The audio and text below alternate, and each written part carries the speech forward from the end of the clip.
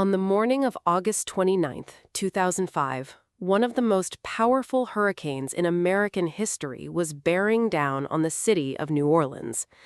Meteorologists had tracked Katrina for days, watching as a disorganized cluster of storms in the Bahamas exploded into a Category 5 monster over the Gulf of Mexico. As the storm gathered strength, officials issued a grave warning. The first choice for every citizen, they urged, was to find a way to leave the city. By the time the mandatory evacuation orders were given, over 1 million people had fled. But tens of thousands couldn't leave or chose not to. What was coming for them was far worse than they could imagine. The storm was not the only threat. The real danger was the system designed to protect the city. It had been quietly failing for 40 years, a fact known to every engineer who studied it. They wrote reports and ran simulations. Just 1 year before Katrina, the FEMA-funded disaster simulation called Hurricane Pam. It modeled what would happen if a slow-moving Category 3 hurricane struck New Orleans. The simulation predicted tens of thousands of deaths, a completely submerged city, and a humanitarian catastrophe on a scale the United States had never experienced. When researchers presented their findings to federal officials, they recalled the room was not taking it seriously. One scientist described the feeling, "There were a lot of federal folks who were just in the back room laughing. I distinctly got the feeling that I was the geek with a strange accent, and that was it." The warnings were there. The problem wasn't a lack of information. It was what happened next. On August 23, 2005, a tropical depression formed over the Bahamas. Within 24 hours, it strengthened into Tropical Storm Katrina. After making a first landfall in South Florida as a Category 1 hurricane, it moved into the Gulf of Mexico. There, it encountered something that would make it unstoppable. The Gulf waters in late August were unusually warm, essentially high-octane fuel for a tropical system. Combined with ideal atmospheric conditions, Katrina began to intensify, with almost nothing holding it back. The results were staggering. On August 27th, it reached Category 3 strength. The next morning, it was a Category 4.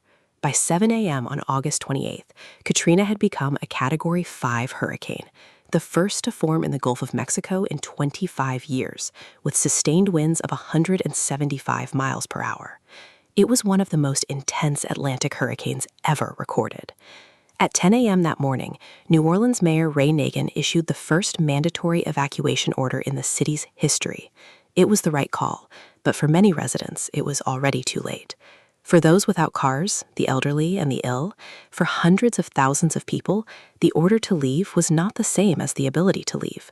Forecasters at the National Hurricane Center issued warnings among the most dire ever written for an American city. One bulletin stated that the levee system could be overtopped, that human suffering will be incredible, and that some areas could be uninhabitable for weeks. The language was unprecedented. But even as those words were written, Katrina was beginning to weaken slightly over cooler waters. By the time it made landfall, it was no longer a Category 5. However, the damage was already set in motion. The storm surge, an enormous wall of ocean water pushed by the hurricane, had been built during Katrina's peak intensity. The most dangerous part of the storm had already been created. At 6:10 a.m. on August 29, 2005, Hurricane Katrina made landfall as a strong Category 3. The eye of the storm passed just east of New Orleans, leading federal officials to believe the city had dodged the worst. For a brief moment, there was a sense of cautious relief. It didn't last. Before dawn, the storm surge had already begun overtopping levees. Around 5 a.m., a section of floodwall along the Industrial Canal, the very waterway experts had long warned would act as a deadly funnel, breached. Water began pouring through. Then a second breach opened. Then another. Over the next 24 hours, there would be more than 50 failures in the levee and floodwall system. The water did not rise slowly. It surged. In the lower Ninth Ward, residents described walls of water appearing without warning, filling rooms in seconds.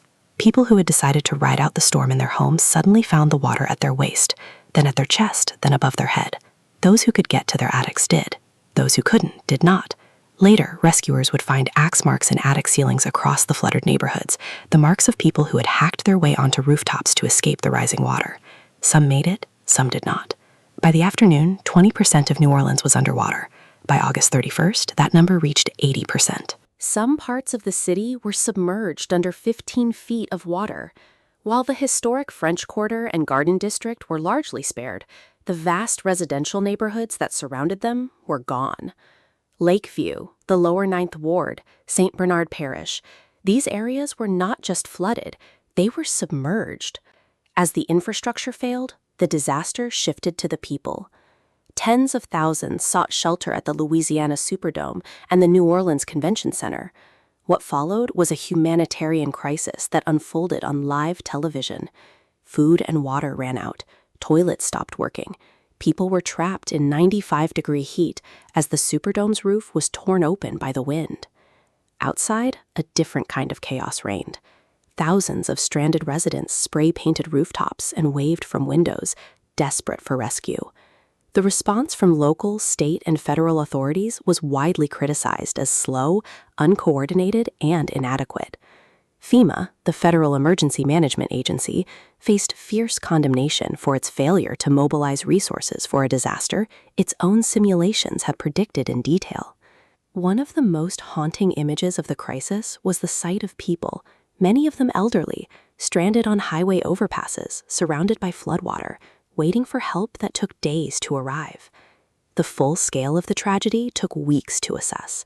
Victims were found in attics, in flooded cars, and in homes that looked intact from the outside.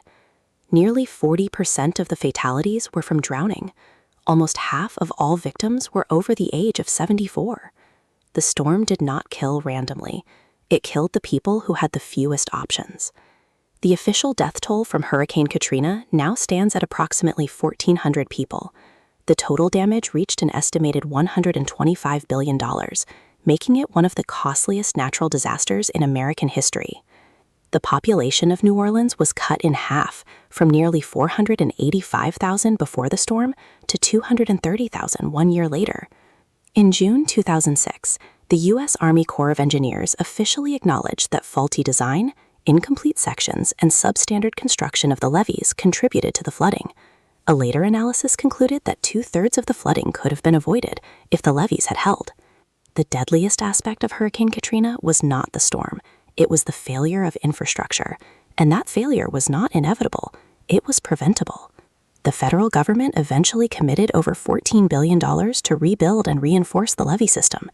Today, the system is substantially more robust, but whether it is enough remains a question that every hurricane season brings back into focus. The name Katrina was retired. It will never be used for an Atlantic storm again. 20 years later, New Orleans is still New Orleans. The music, the culture, and the spirit endure. The city rebuilt, but it rebuilt unevenly. In the neighborhoods that bore the worst of the flooding, the question of whether the recovery was ever truly complete has never gone away. Katrina didn't just drown a state, it exposed everything that was already broken underneath. The storm didn't destroy New Orleans, the system did. Thank you for watching. These documentaries require a significant amount of time to produce, and your engagement through likes, comments, and subscriptions helps keep them going. If you want to see more stories like this, please consider supporting the channel.